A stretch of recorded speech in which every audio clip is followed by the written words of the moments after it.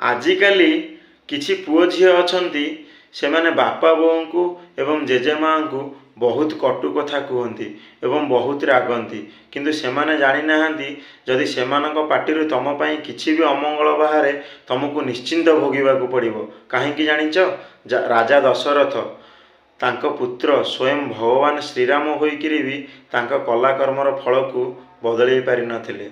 से श्रवण कुमार को शब्दभेदी तीर मारी मारी देइथिले आ श्रवण कुमार पितामाता तांको अभिशाप देइथिले। आमे जेमती पुत्र वियोग रे कष्ट पाई पाई मरुचु तू भी मला बेले सेमती पुत्र वियोग रे कष्ट पाई पाई मरबू। आ सत कथा राजा दशरथ जेतेबेले मले प्रभु रामचंद्र तांको पाखरे नथिले से सेमती कष्ट पाई पाई मरिले। आ प्रभु रामचंद्र तांको पुत्र होइकिरी भी तांको कलाकर्मर फल को बदलई पारिलेनी। आ आमे तो सामान्य मनीष। जय जगन्नाथ।